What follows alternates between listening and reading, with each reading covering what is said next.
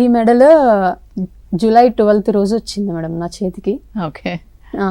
Medal వస్తుంది అట్లయితే అప్పటి వరకు నేను సిక్స్ మెంబర్స్ ని తీసుకెళ్లినారు మిక్స్డ్ రిలే అని. ఏం చేపించినారు అంటే ఆల్రెడీ ఇద్దరిని మిక్స్డ్ రిలే పరిగెత్తారు కదా, 4 ఉంటారు అని అనుకున్నాం మేము. కానీ అలా చేయలేదు.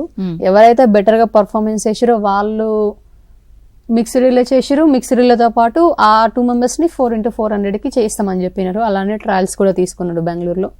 ట్రయల్స్ తీసుకున్నప్పుడు నేను అక్కడ అందరికంటే బెటర్ గా పర్ఫార్మెన్స్ చేసినాక నన్ను టీంలో పెట్టినారు. వాళ్ళిద్దరితో పాటు ఒక ఇద్దరిని, ఇంకా నేను ఇంకొక నుఫీసా ఖాతుమ్ అని ఆమెని నుఫీసా ఖాతుమ్ అని మేము 4 వార్మప్ చేస్తున్నాము.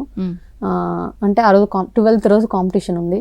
బాగా టెన్షన్ అవుతున్నా. నేను కూడా మార్నింగ్ నుంచి సార్కి ఒక 10 సార్లు కాల్ చేసిన చైనాల నుంచి, సార్ ఇట్లా నాకు టెన్షన్ అవుతుంది, నా వల్లే మన మెడల్ మిస్ అవుతుందేమో అని. అంటే ఏం కాదు, నువ్వు అందరికంటే బాగా చేస్తావు, నాకు తెలుసు నువ్వు ఎలా చేస్తావు, ఇన్ని రోజులు చేసిన కష్టం మొత్తం నాకు తెలుసు, నువ్వు ఎంత పర్ఫార్మెన్స్ చేస్తావు, దగ్గర 53 నుంచి 52 సెకండ్స్ చేస్తావు నువ్వు అని సార్ చెప్పినారు.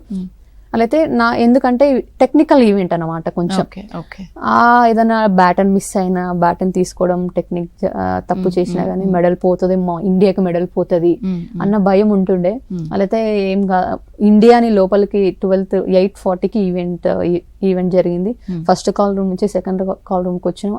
అన్ని కంట్రీస్ వాళ్ళు చెక్ చేసుకుంటున్నారు. వాళ్ళ డ్రెస్సింగ్ స్టైల్ చాలా క్లాస్డ్ ఉంది.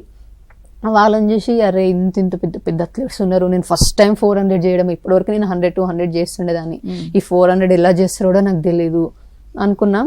ఏం కాదు, ట్రయల్స్ లో అందరికంటే బెటర్ గా చేసినా కదా, నేను కూడా వాళ్ళ స్టాండర్డ్ లోనే ఉన్నా, ఖచ్చితంగా చేస్తా అని అనుకున్నా. ఇండియన్ లోపలికి ఎంటర్ కాగానే అనుకున్నా ఏదైతే అదైంది, ఒక్క మిస్టేక్ చేయకుండా బ్యాటన్ పర్ఫెక్ట్ గా తీసుకొని నేను బ్యాటన్ వాళ్ళకి పర్ఫెక్ట్ గా ఇవ్వాలనుకుని రేస్ చేసిన. అంటే first place second place baton?